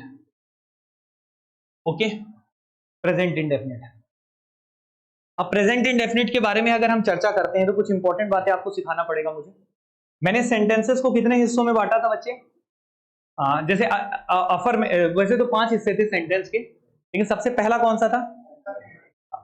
असर्टिव। पहला क्या था? असर्टिव। कंफ्यूज मत होना, असर्टिव बोलो, अफर्मेटिव नहीं होता, असर्टिव होता है। तो हम यहाँ पे केवल असर्टिव की बात करेंगे। किसकी बात करेंगे? असर्टिव की। ओके, पांचों की बात तो नहीं कर सकते ना, एक एक की बात करेंगे। असर्टिव। अब असर्टिव को भी हमने कितने हिस्सों में बांटा था? कितने हिस्सों में बांटा था? एक पॉजिटिव और एक, और पॉजिटिव को क्या बोलते हैं? अफर्मेटिव। तो ये भी हम इंडेफिनिट की बात करेंगे तो हम इसको 2 हिस्सों में बांटते हैं। पहला क्या होगा बच्चे? अफर्मेटिव। पहला क्या होगा? और इसका स्ट्रक्चर लिखेंगे हम लोग, ठीक है ना? समझ में आ रहा है क्या बोल रहा हूं? तो प्रेजेंट इंडेफिनिट का अफर्मेटिव में जो स्ट्रक्चर होता है वो कैसा होता है, ध्यान से सुनिएगा, फिर लिखिएगा। तो इसको हम लोग 2 हिस्सों में बांट लेते हैं। कितने हिस्सों में बांट लेते हैं? 2 हिस्सों में। अफर्मेटिव का क्लियर है? कितने हिस्सों में बांट लिए? 2। एक तो ये है सिंगुलर सब्जेक्ट। अगर आपका सब्जेक्ट क्या होगा? सिंगुलर होगा, तो हमेशा प्रेजेंट इंडेफिनिट में वर्ब कौन सा होगा? वर्ब का फर्स्ट फॉर्म, और उसके साथ क्या लगेगा? एस या ईएस, और साथ में क्या होगा? ऑब्जेक्ट। क्लियर? ये स्ट्रक्चर बन गया। सब्जेक्ट क्या होना चाहिए? सिंगुलर। तब वर्ब का फॉर्म कौन सा रहेगा? फर्स्ट फॉर्म के साथ क्या रहेगा? एस या ईएस। याद रहेगा? ये प्रेजेंट इंडेफिनिट का अफर्मेटिव का स्ट्रक्चर हो गया, जब सब्जेक्ट क्या हो? सिंगुलर। जब सब्जेक्ट क्या हो? सिंगुलर। क्लियर है कि नहीं? लेकिन अगर मान लीजिए प्लूरल सब्जेक्ट हुआ, क्या हुआ? प्लूरल सब्जेक्ट हुआ, तो बच्चे वर्ब का कौन सा फॉर्म होगा? First form. उसके साथ ऐसे यस नहीं लगता। यहीं पे आधे ज्यादा जनता कंफ्यूज होती है। तो कंफ्यूज नहीं होना, आराम से सीखना, बहुत तसल्ली से। क्लियर है? और उसके बाद फिर क्या होगा? क्लियर है? ठीक है बच्चे, ओके है? तो सबसे पहले हमने ये तैयार किया। ये बताओ, मैंने बोला था जब अफर्मेटिव सेंटेंस होता है तो कोई प्रॉब्लम वाली बात नहीं। यहां पे हमने सीधा सीधा क्या कर दिया, सिंगुलर सब्जेक्ट के साथ वर्ब का फर्स्ट फॉर्म, और प्लूरल सब्जेक्ट के वर्ब एस या ईएस लगाना जरूरी है, और इसके लिए क्या कर दिया, ओनली वर्ब का फर्स्ट फॉर्म। यहां तो कोई प्रॉब्लम है? अब हम चलते हैं बच्चे किसमें, अफर्मेटिव के बाद क्या होता है? नेगेटिव। क्या होता है? अच्छा, नेगेटिव के लिए क्या चाहिए? नॉट चाहिए ना, नॉट लगाना पड़ेगा ना नेगेटिव में। और नॉट के लिए क्या चाहिए? हेल्पिंग वर्ब चाहिए ना। अच्छा, इंट्रोगेटिव में भी हेल्पिंग वर्ब चाहिए क्या? प्रश्नवाचक में इंट्रोगेटिव में हेल्पिंग वर्ब की आवश्यकता होती है कि नहीं? आ जाओ, बकायदा सबूत है, पढ़ाए हैं ऐसा। देखते हैं, भूल चुके हो तो। कहां गया इंट्रोगेटिव? ये देखो, ठीक है, ये हेल्पिंग वर्ब चाहिए, हाँ या ना? हेल्पिंग वर्ब यहां भी चाहिए, मतलब 2 जगह हेल्पिंग वर्ब की जरूरत होती है एकदम अनिवार्य रूप से। कहां कहां? जब नेगेटिव बनाना हो और जब इंट्रोगेटिव। नेगेटिव बनाना हो तो क्यों जरूरत होता है? क्योंकि नॉट लगाना है। क्या लगाना है? और नॉट बिना हेल्पिंग वर्ब के लगता है क्या? नॉट बिना हेल्पिंग वर्ब के नहीं लगता। तो अब हमें प्रेजेंट इंडेफिनिट में किसकी आवश्यकता होगी? हेल्पिंग वर्ब की, क्योंकि हम नॉट तो लगा ही नहीं सकते ना। सही है कि नहीं है? तो जब भी हमें कभी भी किसी भी चीज का रिक्वायरमेंट होता है तो हमें कौन कौन देता है? Primary verb. कौन देता है बच्चे? बी तो बी हर बार थोड़ी देगा यार, इंडेफिनिट में कोई और देगा। बी केवल कंटिन्यूअस में देता है। किसमें देता है? कंटिन्यूअस में देता है। कंटिन्यूअस को देता है बी। सबका अलग अलग डिपार्टमेंट सेट है। बी बोला है मैं कंटिन्यूअस वालों को दूंगा, और इंडेफिनिट को कौन दूंगा? डू देगा। कौन देगा? डू देगा। क्लियर है ना? तो प्राइमरी वर्ब के 3 फॉर्मेट है, वो भी मैं अभी आपको बताऊंगा। पहले इतना क्लियर है? तो सबसे पहली बात ये बताओ, यहां पे अगर मैं बात करूं अफर्मेटिव के बाद दूसरा हिस्सा क्या है? आराम से देखिए बच्चे, नेगेटिव। क्या है बच्चे? नेगेटिव। और दूसरा एक और जगह होता है, कहां जरूरत पड़ेगा तुमको? चाहे नेगेटिव हो चाहे इंट्रोगेटिव हो, दोनों जगह तुमको किसकी जरूरत है? दोनों जगह हेल्पिंग वर्ब की जरूरत है कि नहीं है? इसलिए बच्चे हम लोग करते क्या है कि इन दोनों को एक साथ पढ़ते हैं। इन दोनों को एक साथ पढ़ते हैं क्योंकि दोनों जगह रिक्वायरमेंट तो एक ही चीज की है, हेल्पिंग वर्ब की। क्लियर है कि नहीं? तो अब मुद्दा ये है सर कि यहां पे इसको हेल्पिंग वर्ब कौन देगा? तो याद रखना इंडेफिनिट को। किसको बच्चे? इंडेफिनिट को। इंडेफिनिट के लिए जो प्राइमरी वर्ब होता है, किसके लिए? इंडेफिनिट के लिए जो प्राइमरी वर्ब होता है वो क्या होता है? डू। क्या होता है? डू। क्या होता है? डू। और डू के कितने फॉर्म होते हैं बच्चे? 3। Do, did, done. मन में लग रहा होगा डस कहां गया? हाँ या ना? तो डज बच्चे इसी का ही भाई है, डू का ही फर्स्ट फॉर्म ही है। जब सिंगुलर होगा तो डज लगेगा, ईएस लगेगा ना डू के साथ, और जब प्लूरल होगा तो डू रहेगा। इसमें ईएस की जरूरत नहीं, यही ना पढ़ाए। सिंगुलर में क्या होता है? एस या ईएस। हाँ या ना? सब कहानी जुड़ी हुई है भाई, एकदम समझ में। रटने की जरूरत ही नहीं है, बस अब आप दिमाग और आंख दोनों को खोल के रखिए, अपने आप समझ में आएगा। और थोड़ा सा रिवीजन की जरूरत पड़ेगी क्योंकि हमने पहले कभी नहीं देखा, इस टाइप से नहीं पढ़ा, तो तकलीफ तो होगा ना। पहली बार सीखने में टाइम लगता है, आप आराम से उसको टाइम दीजिए। समय लेता है पढ़ाई, टाइम लेता है। हड़बड़ के चक्कर में बिल्कुल मत रहिएगा। एग्जाम अभी नहीं हो रहा है, मैं बता रहा हूँ 1-1.5 महीने में जो बोल रहे हैं ना, कुछ नहीं होना अभी। जब तक रिजल्ट नहीं आएगा तो कहां से होगा?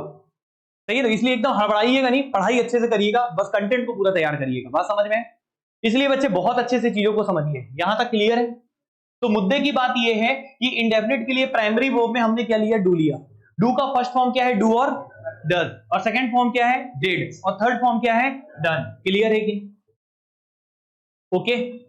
अब आप ये बताओ कि नेगेटिव और इंट्रोगेटिव को जो चाहिए वो तो मिल जाएगा यहां से। ठीक है बच्चे? तो ये बताओ इसका नेगेटिव और इंट्रोगेटिव का स्ट्रक्चर बताते हैं। पहले अफर्मेटिव का स्ट्रक्चर क्लियर था कि नहीं क्लियर था? पहले मुझे इतना बता देना, ठीक है? आइए अब इसको भी 2 हिस्सों में बांटेंगे। यार थोड़ा सा बड़ा हो गया है, इसको छोटा कर दूं क्या? चलो छोटा कर देते हैं थोड़ा सा, फिर इसको।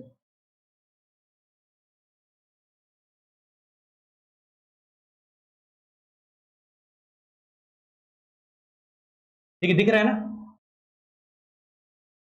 अब देखो, ध्यान से समझिएगा, ठीक है यहां तक ना? अब यहां पे बच्चे बात करते हैं नेगेटिव और इंट्रोगेटिव की, हम लोग बात कर रहे थे। तो यहां पे बच्चे यहां भी 2 हिसाब किताब है। कितने हिसाब किताब है? 2। अगर सिंगुलर सब्जेक्ट हुआ, कौन हुआ? Singular subject. क्लियर है कि नहीं? अगर सिंगुलर सब्जेक्ट हुआ तो ये बताइए मुझे, अच्छा इसमें क्या विशेष बात है? केवल हेल्पिंग ऑफ की जरूरत है ना? तो ये बताओ मुझे, ये कौन सा इंडेफिनिट है? प्रेजेंट है ना? प्रेजेंट में वर्ब का फर्स्ट फॉर्म वाला लेते हैं कि सेकंड फॉर्म वाला लेते हैं? प्रेजेंट में वर्ब का फर्स्ट फॉर्म वाला लेते हैं। कौन सा लेते हैं? और पास्ट होता तो सेकंड। ओके है? तो ये बताइए यहां डू मिलेगा और डज मिलेगा? तो वैसे डज यहां से नहीं आया है, डज को तो हम अभी मिटा देते हैं थोड़ा सा, ठीक है? तो ये बताइए यहां पे सिंगुलर सब्जेक्ट है। क्या है? सिंगुलर सब्जेक्ट है। तो हमें क्या चीज मिलेगा? डू। क्या मिलेगा? हेल्पिंग वर्ब चाहिए था ना? तो हेल्पिंग वर्ब कौन यूज होगा? डू। कौन होगा? डू। लेकिन आपको एक बात सिखाया गया था। क्या सिखाया गया था? कि वर्ब के फर्स्ट फॉर्म के साथ क्या लगता है? एस या तो यहाँ पे वर्ब की तरह हेल्पिंग वर्ब कौन है? डू है, तो इसमें भी तो ईएस लगाएंगे ना। तो डू में जब ईएस लगा दोगे तो क्या बन जाएगा? डज। ये याद करने का तरीका है। क्या बन गया? सिंगुलर है तो डज, मतलब सिंगुलर के साथ क्या लगता है? डज, और प्लूरल के साथ क्या लगता है? डू। क्यों लगता है? क्लियर है? क्योंकि वर्ब के साथ ऐसे ईएस लगता था ना, तो हमने डू के साथ लगा दिया। चलेगा? थोड़ी इज्जत तो देनी पड़ेगी ना, किसी से लेके आए तो ईएस इसी में लगाएं। और जब डज लगा दिए हैं तो साथ में उसके साथ क्या लगेगा? वर्ब का। अब इसमें ऐसे ईएस लगाने की जरूरत नहीं है, क्योंकि ये काम कर दिया, ये एक्शन कर दिया। यहां एक्शन कौन कर दिया? डू कर दिया एक्शन। ईएस ले लिया, बोल दिया मैं सिंगुलर हूं, तुमको लगाने की जरूरत नहीं है, ईएस तुम नहीं लगाओ। क्लियर है? तो डज के साथ क्या हो गया? वर्ब का फर्स्ट फॉर्म। यहां पे जैसे वर्ब के फर्स्ट फॉर्म के साथ ऐसे ईएस न लगा के, बल्कि आपने डू को दे दिया जो आया था आपके पास, बोला कि आप लगा लो, तो डज बन गया और वर्ब का फर्स्ट फॉर्म हो गया। क्लियर है कि समझ में है? तो मुद्दे की बात क्या याद हो गया कि नेगेटिव और इंट्रोगेटिव में आपको हेल्पिंग वर्ब की जरूरत थी। अगर सब्जेक्ट सिंगुलर होगा तो आप क्या लगाएंगे? डज। क्या लगाएंगे? और डज के साथ क्या होगा? वर्ब का फर्स्ट फॉर्म। और उस फर्स्ट फॉर्म में ऐसे एक बार ऐसे आईएस लग गया तो दोबारा काहे लगाओगे? क्लियर है कि नहीं? समझ रहे हो ना? कोई तकलीफ है? समझ में आया ना? बहुत आराम से देखो, आराम से देखो, ज्यादा परेशान मत हो, क्योंकि दुखी हो रहे हो, मेरे को ऐसा फील हो रहा है, क्योंकि शायद टाइम होने हैंग मारने लगता है दिमाग कुछ देर बाद। पहले इतना क्लियर है? अब बच्चे आते हैं प्लूरल सब्जेक्ट में। किसमें आते हैं? सब्जेक्ट अगर क्या हुआ आपका? प्लूरल हुआ। एक काम करते हैं, इसको थोड़ा सा इसको मिटाते हैं। यहाँ पे साइन कौन सा यूज कर देते हैं? प्लस, तो थोड़ा अच्छा लगेगा। अब ठीक है ना? यही दुखी कर रहा था ना, ध्यान से देखिए। अब यहाँ पे क्या है बच्चे? Plural subject. यहां तक क्लियर है? अब सब्जेक्ट प्लूरल होगा तो हमें चाहिए तो भाई हेल्पिंग वर्ब ना, तो कौन मिलेगा? डू। और प्लूरल में तो एस या ईएस जैसा कोई चीज होता ही नहीं, तो डायरेक्ट डू के साथ क्या लगेगा? वर्ब का। क्लियर है कि नहीं? इसके साथ तो ऐसे आईएस होता ही नहीं ना प्लूरल के साथ, तो यहाँ पे डू ही रहेगा, इसमें ऐसे आईएस लगाने की कोई आवश्यकता नहीं। तो बताइए क्लियर हो गया? तो सेंटेंस को नेगेटिव बनाने के लिए किसकी जरूरत पड़ी? Helping verb. इंट्रोगेटिव बनाने के लिए भी किसको जरूरत पड़ी?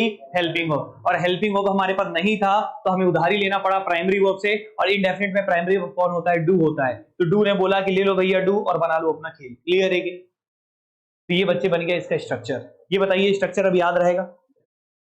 अब इंट्रोगेटिव में आते हैं तो ये नेगेटिव क्लियर है ना? अब एक सेंटेंस दूं आपको, फिर आराम से बनाएंगे। पहले इतना लिख लियो कॉपी में सब लोग, तो यहीं पे लिख देता हूं, ज्यादा बेटर रहेगा, नहीं तो दिक्कत होगा। एक लिखिएगा, एक सेंटेंस दे रहा हूं, इसका सब फॉर्मेट बनाना है, सब कुछ लिखना है, पूरा सेंटेंस बनाना है, ठीक है? कि fill in the blanks, write a letter. ये सेंटेंस दिख रहा है? He fill in the blanks write. Write क्या है? ब्रैकेट में। ऐसे पेपर में आ सकता है आपके ना कि इसको इस फॉर्म में लिखिए, इसको इस फॉर्म में लिखिए, डिपेंड करता है। असिस्टेंट कमांडेंट वगैरह में आता, आपके में आ गया तो बहुत इजी हो जाएगा आपके लिए। इतना अगर इजी पेपर देगा तो आ जाएगा, क्योंकि बहुत आसान होता है। बताते हैं कैसे। वैसे मेन फोकस हमारा एरर फाइंडिंग, सेंटेंस इंप्रूवमेंट और फिलर्स पे रहेगा, जो कि अभी आगे स्टार्ट होने वाला है। कंपैरेटिव एनालिसिस से खेल शुरू होगा, लेकिन ये नहीं सिखाएंगे तो फिर हर जगह दिक्कत आएगा। क्लियर है कि नहीं? अभी सुनिएगा, he fill in the blanks write a letter. ये ब्रैकेट में राइट मतलब ये कि इसी राइट का कौन सा फॉर्म लिखना है, ये पूछा है। वर्ब का, ये वर्ब है, और वर्ब का कौन सा रूप लिखना है, और ही इसको कब लिखना है। जैसे मैं आपसे सेंटेंस बोलता हूं, इसको आप बनाइए प्रेजेंट इंडेफिनिट के अफर्मेटिव में। चलिए, प्रेजेंट इंडेफिनिट के अफर्मेटिव में बनाइए, और अफर्मेटिव में इसको कैसे लिखेंगे बताइए। प्रेजेंट इंडेफिनिट के अफर्मेटिव के कितने रूप हैं? दो हैं, एक सिंगुलर और एक। तो पहले ये बताओ, ये ही सिंगुलर है कि प्लूरल है? ही मतलब वह होता है, सिंगुलर होता है। क्या होता है? सिंगुलर। प्रोनाउन में आप पढ़ेंगे वैसे, लेकिन अभी इतना जानकारी के लिए पर्याप्त है ना। ही क्या होता है? सिंगुलर। तो अगर ये सिंगुलर होता है, तो सिंगुलर है तो हम क्या लिखेंगे? ही लिखेंगे। इसको प्रेजेंट इंडेफिनिट में लिख रहा हूं विद, और किसमें? अफर्मेटिव में। किसमें लिख रहा हूं? अफर्मेटिव। समझ में आ रहा है ना? तो ही लिखूंगा, ही के बाद क्या लिखूंगा? वर्ब लिखूंगा, तो ही क्या लिखूंगा? राइट। इसमें तो हेल्पिंग वर्ब की जरूरत नहीं ना, इसमें हेल्पिंग वर्ब की थोड़ी जरूरत है। जरूरत किसमें होती है? नेगेटिव और इंट्रोगेटिव में। समझ रहे हो कि नहीं? तो ही क्या लिखूंगा? ही राइट के साथ क्या लगाऊंगा? एस। ही राइट्स होगा। क्या होगा? ही राइट्स होगा। वर्ब के साथ एस या एस लगेगा, हाँ या ना? क्यों लगेगा? क्योंकि सब्जेक्ट क्या है? सिंगुलर। और he writes a letter. Clear है कि नहीं? समझ में आया बच्चे? अच्छा एक बात बताओ, अगर ही की जगह दे होता, ही की जगह क्या होता? मान लीजिए ही की जगह क्या होता? दे होता तो क्या बनता? They write a letter. Very good, clear है कि नहीं? तो क्या बनता? They write a letter. Clear है कि नहीं? क्योंकि राइट क्या है? वर्ब है और इसके साथ ऐसे यस नहीं लगेगा, क्योंकि दे क्या होता है? वे मतलब होता है प्लूरल। क्लियर है कि नहीं? समझ में आ रहा है? हाँ या ना? आराम से चाहे तो लिख लें। अब मैं एक काम करता हूं बच्चे, इसको नेगेटिव बनाइए। क्या बनाइए इसका? चलिए इसी सेंटेंस का किसका नेगेटिव बनाते हैं? इसका बनाते, ही वाले का। बच्चे इसका नेगेटिव बनाना, ही वाले का। दिख रहा है ना सभी को? इसका नेगेटिव बनाइए। चलिए नेगेटिव इंडेफिनिट बनाइए। बताइए नेगेटिव बनाने के लिए क्या चाहिए? बोलिए एक बार, ट्राई मारो। देखो इंग्लिश आपका गलत होगा तो कुछ नहीं होगा, ये सोचो किसी को नहीं आता कुछ, ठीक है ना? इसलिए आप हाँ बोलिए। सबसे पहले ही क्या है? सिंगुलर है, और सिंगुलर के साथ क्या लगेगा? डू लगेगा कि डज लगेगा? तो ही डज। फिर क्या लगेगा? हेल्पिंग ऑफ के साथ क्या लगेगा? Not, does not. अब ये बताओ, जब यहाँ पे ईएस लग गया है तो आगे एस लगाने की जरूरत है, तो राइट्स का क्या हो जाएगा? राइट। तो ही राइट्स अ लेटर का क्या बना? He does not write a letter. Clear है कि नहीं? समझ में आया बच्चे? कोई तकलीफ? आराम से समझ में आ रहा है ना? तो ये हमने इसका क्या बना दिया? नेगेटिव। क्या बना दिया? और सवाल पूछूं? इसका बताओ इंट्रोगेटिव में क्लोज एंडेड बनाओ। पहले मैं एक काम करूं, आगे लिख दूं, नया स्लाइड कर दूं क्या? ये लिख लियो कॉपी में। पहले यहां तक क्लियर है? लिख लो लिखना हो तो, या फिर अभी ले लेना, सब पीडीएफ मिल जाएगा पूरा। आगे बढ़े? लिख रहे हैं, लिख लीजिए।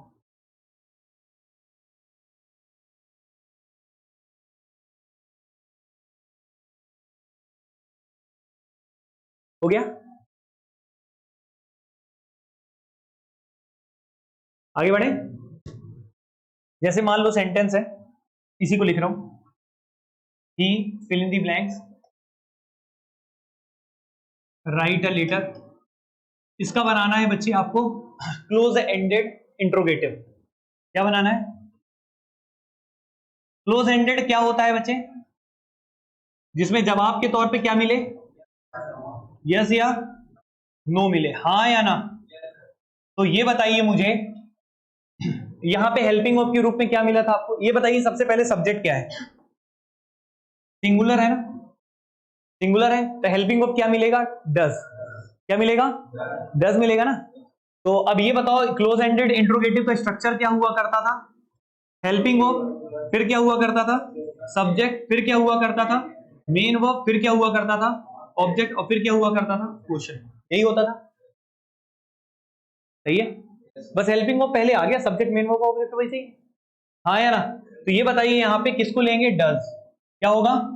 अच्छा डज क्यों हो रहा है पता है ना? सिंगुलर। कौन है? सिंगुलर है, तो डज के बाद क्या होगा? ही।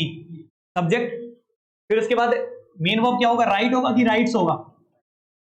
राइट होगा, क्योंकि ईएस पहले से लग गया है, तो लगाने की जरूरत नहीं है। रटना कुछ नहीं है, समझ के चलना, हाँ या ना? डज ही राइट, और फिर आगे क्या होगा? A letter. अगर आप बोलते हैं does he write a letter, तो इसका जवाब सामने वाला क्या बोलेगा? यस या नो। क्लियर है कि नहीं? Does he write a letter मतलब क्या वो लेटर लिख रहा है, तो आप क्या बोलेंगे? हाँ या ना। क्लियर है कि नहीं?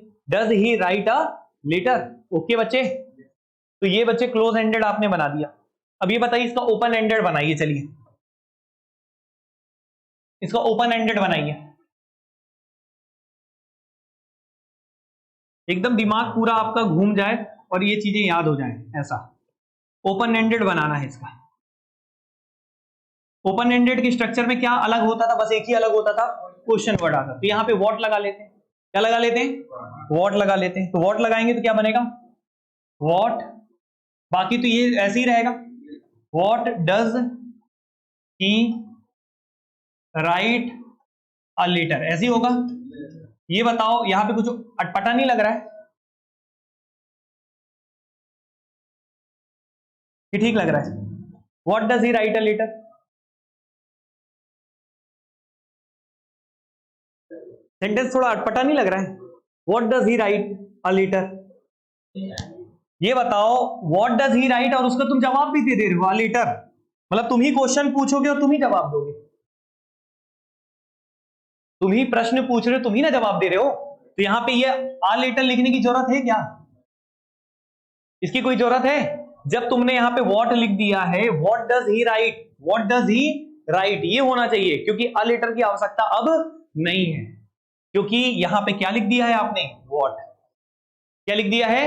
और व्हाट किसका जवाब देता है? नाउन का। किसका जवाब देता था? नाउन का। हाँ या ना? तो अ लेटर का जो जवाब देने वाला कौन है? व्हाट है। तो आप क्वेश्चन पूछेंगे और आप ही जवाब देंगे क्या? आप ही जवाब थोड़ी देंगे। तो यहां पे अगर आप फिर से यूज करते हैं तो इसको बोलते हैं बच्चे रिटोरिकल क्वेश्चन। क्या बोलते हैं? Rhetorical question. रिटोरिकल क्वेश्चन मतलब क्या? कि जरूरत से ज्यादा, मतलब दोबारा क्वेश्चन का क्वेश्चन, क्वेश्चन का what does he write a letter, ऐसा नहीं बोलेंगे। क्या बोलेंगे? व्हाट डज ही राइट, क्या लिख रहा है वो, तो उसका जवाब क्या मिलेगा? लेटर। क्या मिलेगा? लेटर। लेकिन आप क्या बोल रहे हो? What does he right. तो ऐसा कोई इंग्लिश ग्रामर को पढ़ते समय आंख और कान खोल के पढ़ना होता है, रट्टा तूता नहीं कि उठाए और ये मार दिए सीधा से व्हाट कर दिया और नया सेंटेंस बोले सब कुछ ठीक है। समझ रहे हो ना? ये लैंग्वेज है। क्या है ये? लैंग्वेज। तो एक चीज समझ में आया, जब आप ओपन एंडेड बनाते हैं, यहां पे क्वेश्चन वर्ड बनाते हैं, तो यहां से बच्चे जो आपका ऑब्जेक्ट होता है उसको हटाना पड़ता है। क्लियर है कि नहीं? व्हाट डज ही राइट, तो इसका जवाब क्या मिलेगा? अ लेटर, क्योंकि यही इसका आंसर है। व्हाट डज ही राइट, क्या लिख रहा है वो? क्या लिख रहा है? A letter. समझ में आया? ठीक है। ये एक अंडरस्टैंडिंग देने के लिए बस था, बाकी ऐसे क्वेश्चन से इस टाइप से नहीं आते, क्वेश्चन आएंगे कंपैरेटिव एनालिसिस से। क्लियर है कि नहीं? इतनी अंडरस्टैंडिंग हुई? समझ में आया कि नहीं आया? अभी आप ज्यादा परेशान मत हो, बस ये देखो व्हाट डज ही राइट, बस यही जवाब होगा, यहाँ पे क्वेश्चन मार्क आ जाएगा। क्लियर है कि नहीं? ये लिखने की आवश्यकता नहीं। समझ में आया ना? कोई दिक्कत है? तो इंट्रोगेटिव को बच्चे हम लोगों ने यहां तक अभी तक जो भी फिलहाल में पढ़ा, आज के लिए इतना ही काफी रखते हैं। पहले बताइए इतना क्लियर है कि नहीं? समझ में आया? तो आज के लिए इतना पर्याप्त है। बाकी हम कब पढ़ेंगे? कल पढ़ेंगे। कल इसके आगे पढ़ेंगे। कहां तक हुआ है ये? अभी आपका प्रेजेंट इंडेफिनिट तक हुआ है। कल से मैं आगे डिस्कस करूंगा बच्चे कहां पे, आपका सीधा सा प्रेजेंट कंटिन्यूअस। कल से कहां से पढ़ेंगे बच्चे? Present continuous. तो आज के लिए इतना काफी है, मिलते हैं अगली क्लास में, तब तक के लिए थैंक यू सो मच।